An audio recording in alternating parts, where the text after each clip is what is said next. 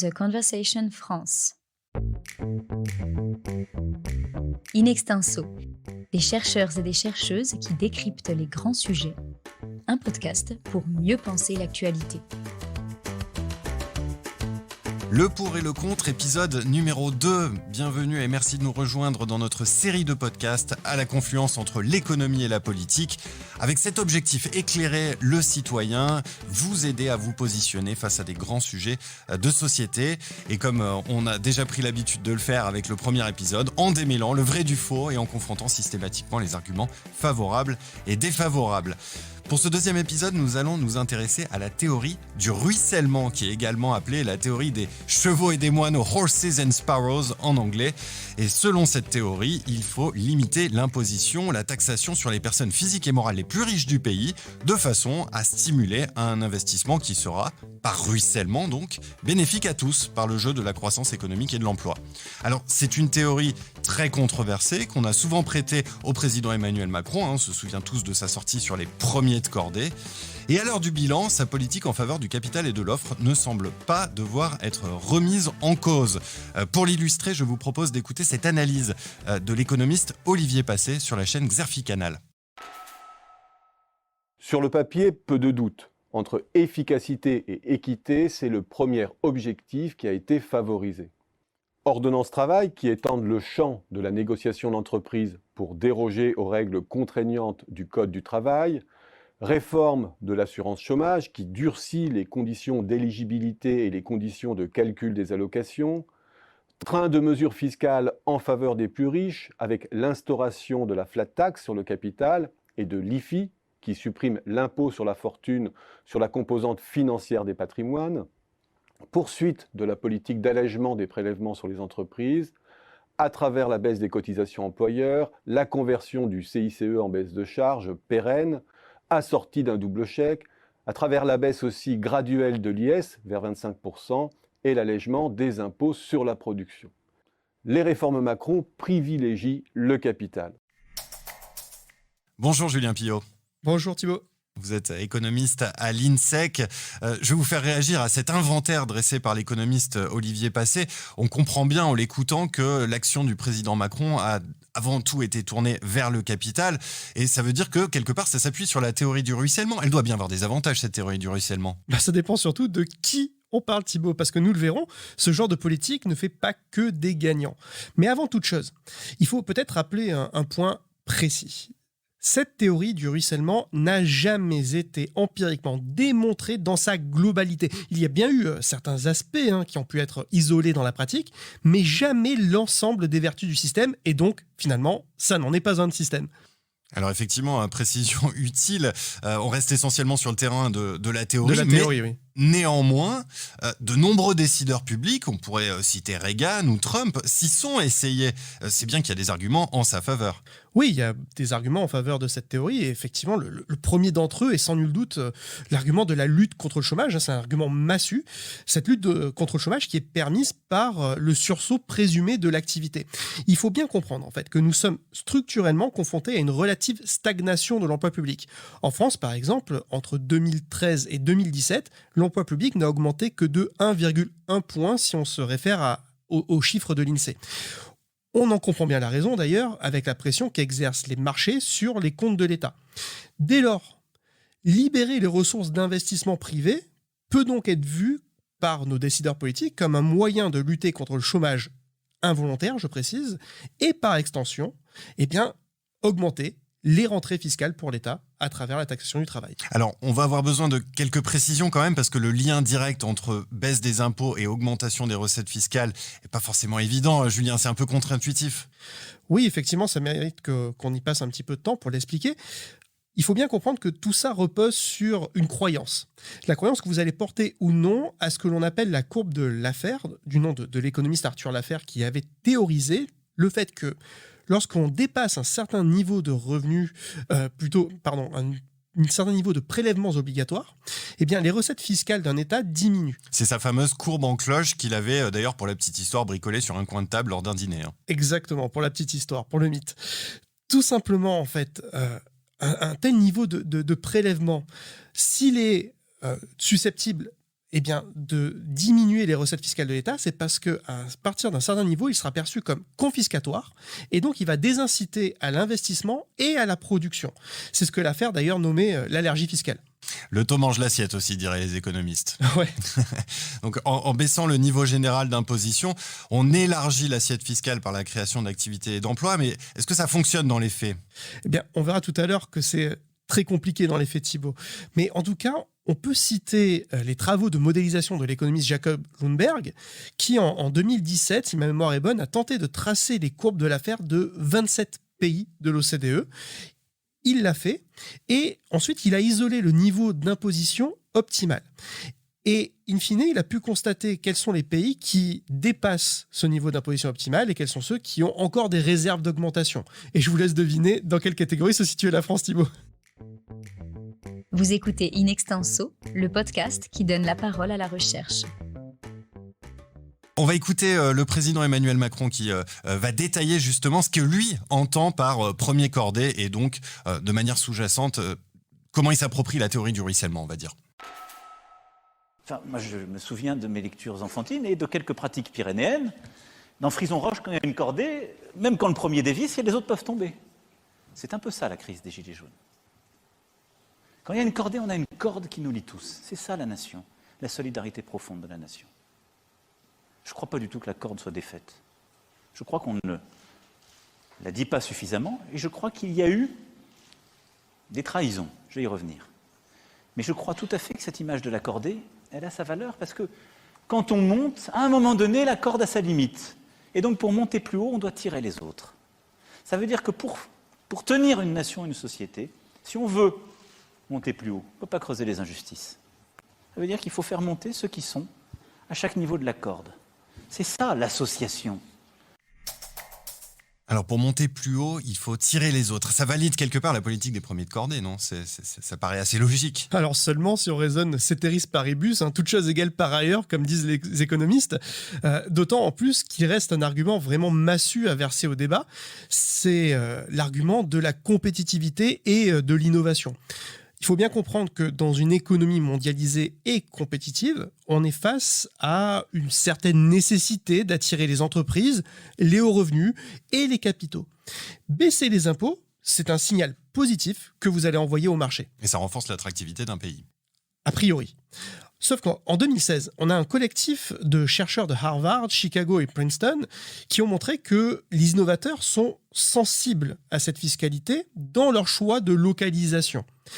Et leur conclusion, c'était de dire que lorsque vous baissez de 10% les taux marginaux supérieurs d'imposition, eh bien, ça risque de freiner de 4% la fuite des cerveaux, mais aussi d'augmenter de 40% l'attractivité extérieure. Donc, on gagne sur les deux tableaux. Et ce même collectif a montré par la suite qu'une baisse de même ampleur de l'impôt sur les tranches supérieures envoyait un signal de récompense. Récompense de quoi ? De la prise de risque qui pousse tous nos cerveaux créatifs à l'innovation. Je vois. On pourrait également conclure sur des aspects moins économiques en rappelant que les plus aisés, que l'on parle d'entreprises ou d'individus, jouent un rôle social et culturel majeur. Je pense au mécénat, par exemple. Vous avez tout à fait raison, Thibault. Il ne faut absolument pas occulter cet argument-là, puisque, un exemple parmi d'autres, vers qui nous sommes-nous tournés à la suite des incendies de Notre-Dame de Paris ? Il faut bien admettre que les actions sociales plus ou moins philanthropiques et plus ou moins désintéressées des plus riches sont aussi une manière d'alléger le fardeau de l'État. Voilà pour le passage en revue des arguments favorables à la théorie du ruissellement. On va passer à l'étude des arguments défavorables cette fois-ci. Et pour lancer cette partie, je vous propose d'écouter Emmanuel Macron. Encore une fois, il était élu depuis 1 an et il intervenait sur une chaîne de télé. Il a des résultats. Regardez ce qui est en train de se passer dans notre pays. On n'a jamais recréé depuis plus de 10 ans autant d'emplois industriels. On a une dynamique de croissance et d'activité qui est sans équivalent. Donc je pourrais vous dire, si je raisonnais comme vous, le ruissellement il marche. Regardez les chiffres. Tout repart. Bien. Non, je ne crois pas à la théorie du ruissellement. Simplement, qu'est-ce que nous avons fait ? Quand on empêche les gens de réussir dans le monde où on vit, ils vont réussir ailleurs. C'est ce qui s'est passé. Et donc, de l'entrepreneur individuel au manager de groupe international, la France doit être un pays attractif où on garde les meilleurs. Parce que nous sommes dans une économie mondialisée qui est aussi un combat pour attirer les meilleurs. Alors, il est intéressant cet extrait, Julien, puisque d'un côté, on entend Emmanuel Macron se défendre de croire en la théorie du ruissellement, mais en même temps, j'ai envie de dire, il confesse en appliquer certains principes dans ses décisions. Et c'est là toute l'ambiguïté de la chose.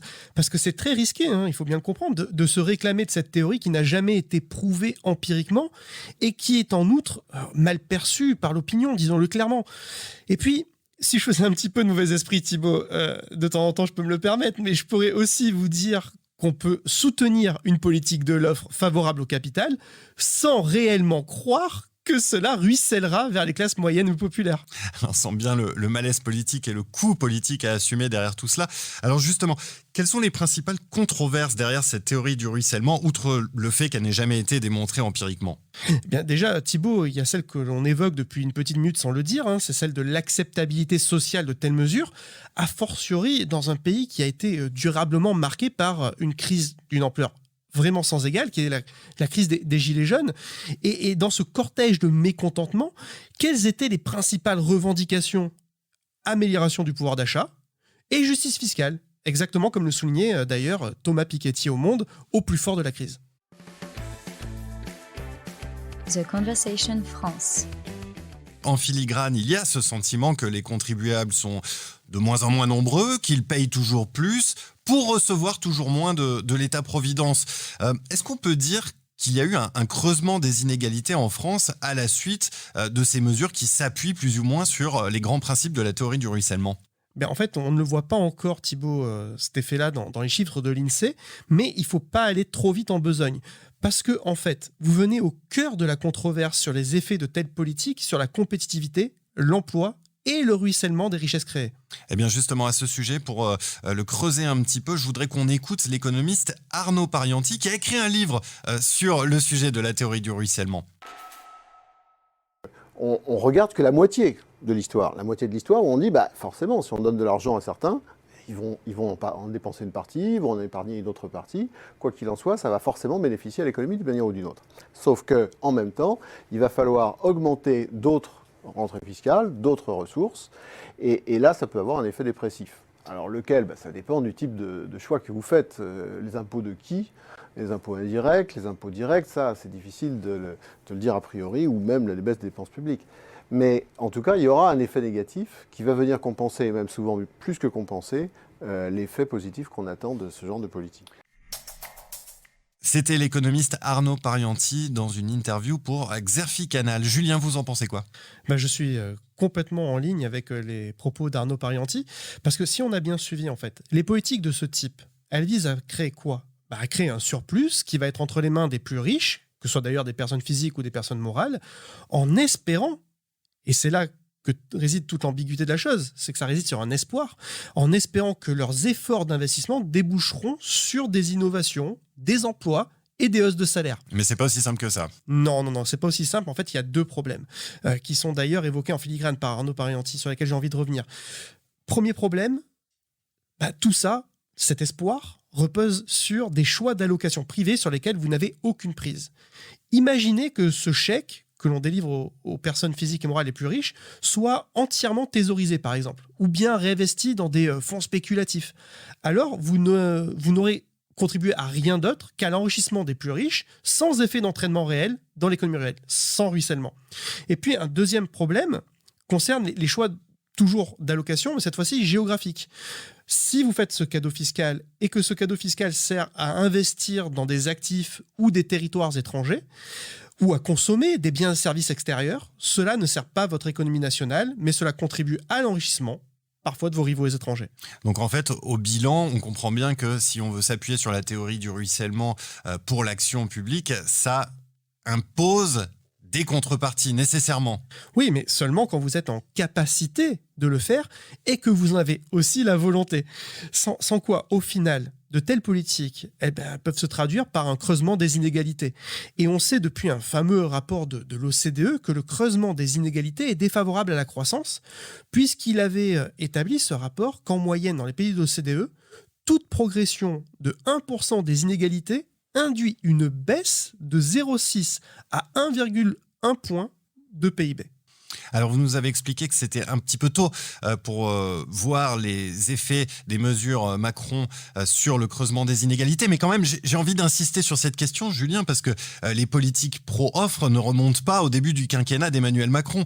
Celui de François Hollande était également marqué par une politique de l'offre. Alors, est-ce que si on prend un peu plus tôt dans le temps, on est en mesure d'établir un bilan en matière de creusement des inégalités? Eh ben, je vais vous décevoir, Thibaut, mais pas vraiment. Ce serait même plutôt l'inverse si on se réfère toujours aux chiffres de l'INSEE. Mais attention, parce que le diable se niche souvent dans les détails. Absolument. Déjà, les dernières années ont été marquées par quoi? Par le boom en fait de l'auto-entrepreneuriat. Cet auto-entrepreneuriat a fourni en fait des compléments de revenus aux ménages les moins aisés, ce qui tend aussi à fausser donc le référentiel, notamment le référentiel du chômage, mais aussi le référentiel des ressources disponibles pour les ménages. Et ce boom de l'auto-entrepreneuriat ne dit rien d'une chose, il y a un point aveugle derrière ça, c'est quelle est la qualité de l'emploi et la protection sociale associée à ce type de statut. Donc, premier gros point aveugle. Et puis, je voudrais m'en référer à Olivier Gaucho et à son équipe, qui ont également montré que dans la plupart des pays, les plus gros salaires ont tendance à se concentrer au sein d'un club de plus en plus restreint d'entreprises. Et cette même étude, elle a établi que l'écart se creuse entre les 25% les moins bien payés et les 25% qui sont situés, non pas à l'autre extrémité, mais juste au-dessus. Donc on a des signaux quand même. On a des signaux. Et puis il y a peut-être un troisième point à verser au débat. C'est l'INSEE. L'INSEE qui vient de publier très récemment une note. Et sa note, elle dit quoi? Elle dit que grâce aux politiques de redistribution, et si on intègre les services publics en tant que transfert social en nature, eh bien on obtient un indice de Gini qui est très favorable, puisqu'on ramène l'écart de revenus des 10% les plus riches et des 10% les plus pauvres de 13 à 3. Alors on peut voir ça de deux manières. Soit que nos politiques de redistribution sont très efficaces, soit que notre pays est structurellement un creuset d'inégalité. On va laisser là encore le soin à nos auditeurs de trancher cette question. Mais si on doit résumer ce que vous êtes en train de dire, Julien, et j'en reviens à une question que je vous ai posée il y a un instant, il n'y a pas de transfert direct des plus riches vers les plus pauvres sans intervention de l'État. En quelque sorte, il y a quand même l'État qui doit garantir des contreparties. Je ne sais pas si on peut le dire ainsi, mais en tout cas, ce qui est certain, c'est que les travaux de McKinsey sur 65 pays entre 1995 et 2011, eh bien, ces travaux ont souligné une corrélation entre l'augmentation des revenus des plus riches et celui des plus pauvres, et réciproquement. Mais attention, une augmentation des revenus des plus pauvres a un impact plus significatif sur l'augmentation des revenus des plus riches que l'inverse. Et donc, les conclusions de cette étude tendent bien à infirmer le bien fondé de la théorie du ruissellement. Et à occulter le sentiment de déclassement des classes moyennes dont l'écart de revenus avec les hauts salaires augmente plus vite qu'avec les populations les moins aisées. Eh bien, merci beaucoup, Julien, de nous avoir éclairé sur cette fameuse théorie du ruissellement. Merci encore. Merci Thibaut, à bientôt. Et évidemment, je donne rendez-vous pour ceux qui veulent consulter les sources et les références de ce podcast à se connecter sur le site The Conversation. In Extenso est un podcast de The Conversation. Chaque vendredi, la rédaction donne la parole à la recherche pour mieux comprendre l'actualité. Retrouvez l'ensemble des épisodes d'In Extenso et nos autres séries directement sur theconversation.com dans la rubrique podcast.